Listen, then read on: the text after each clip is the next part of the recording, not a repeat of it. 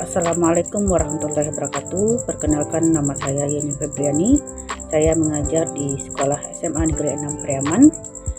Hari ini saya akan membahas materi PAI SMA SMK kelas 10 dengan materi manfaat menghindari sikap hidup berfoya-foya, ria, sum'ah, takabur, dan hasad.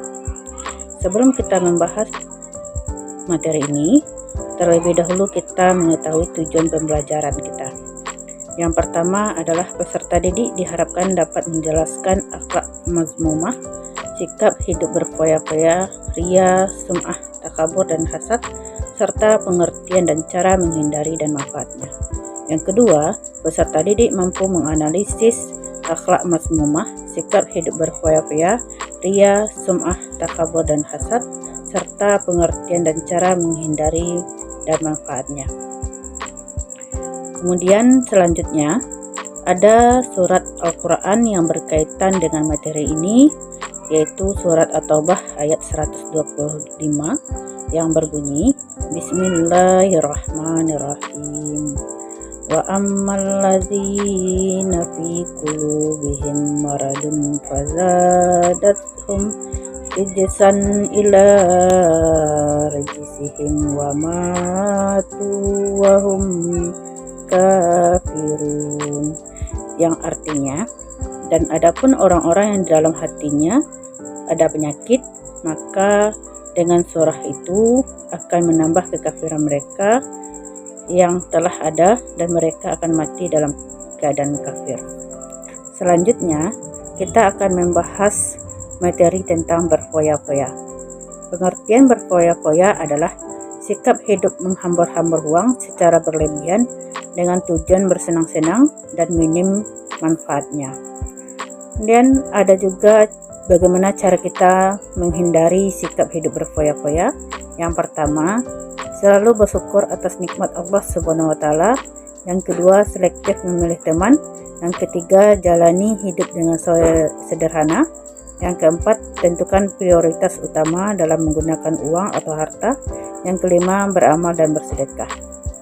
Nah, manfaatnya kalau kita menghindari sikap hidup berfoya-foya, yang pertama, tidak terpengaruh bujuk rayu setan.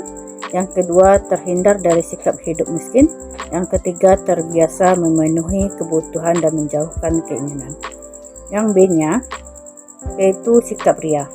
Pengertian menurut bahasa adalah pamer, sedangkan menurut istilah adalah sikap. Nah, arti dari ria adalah memperlihatkan amal ibadah tertentu kepada selain Allah Subhanahu wa taala dengan tujuan agar mendapatkan pujian. Nah, bagaimana cara menghindari sikap ria? Yang pertama, luruskan niat. Yang kedua, berdoa dan memohon pertolongan Allah Subhanahu wa taala. Yang ketiga, menyadari kedudukan diri hanyalah seorang hamba. Yang keempat, berusaha mengendalikan hati.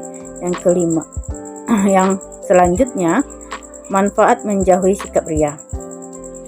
Yang pertama, ikhlas atas amal yang dilakukan. Yang kedua, makin meyakini bahwa beramal hanya untuk Allah Subhanahu wa taala.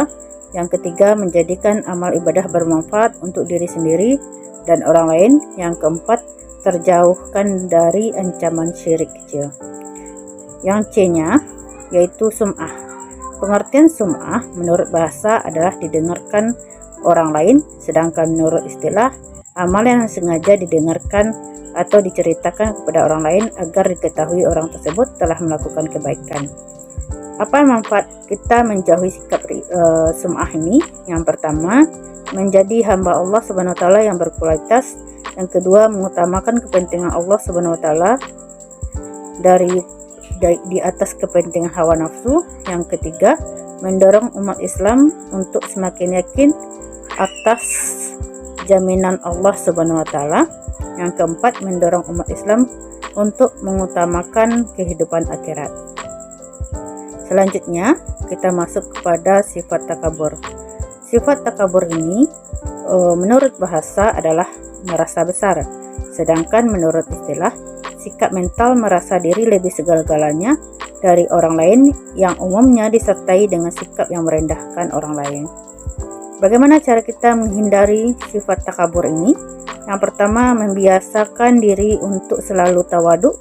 Yang kedua, berusaha tidak memandang orang lain dari sisi kelemahan. Yang ketiga, memperbanyak zikir kepada Allah Subhanahu wa taala. Yang keempat, memperluas pertemanan baik di lingkungan rumah atau sekolah.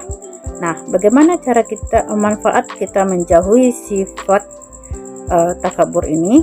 Yang pertama, menjadikan manusia bersikap rendah hati. Yang kedua, menumbuhkan kesadaran bahwa manusia adalah makhluk yang tidak berdaya. Yang ketiga, terjauhkan dari kemurkaan Allah Subhanahu wa taala dan Rasulnya. Yang keempat, tidak takut dipandang rendah oleh sesama manusia. Kemudian yang terakhir adalah hasad. Pengertian hasad ini adalah perkembangan dari sikap dengki.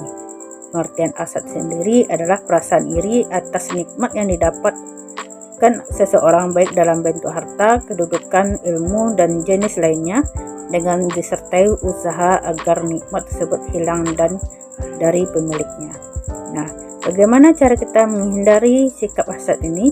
Yang pertama, memiliki rasa kasih sayang dan peduli kepada sesama. Yang kedua, selalu bersyukur atas nikmat yang Allah Subhanahu wa taala berikan.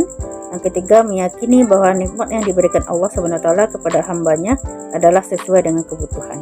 Nah, manfaat menjauhi sikap hasad ini yang pertama adalah terjaga dari keganasan penyakit rohani, menjauhkan diri dari berbagai jenis penyakit fisik. Yang ketiga, menumbuhkan sikap persaudaraan yang harmonis. Yang keempat, menumbuhkan kesadaran dan keyakinan bahwa semua nikmat berasal dari Allah Subhanahu wa taala.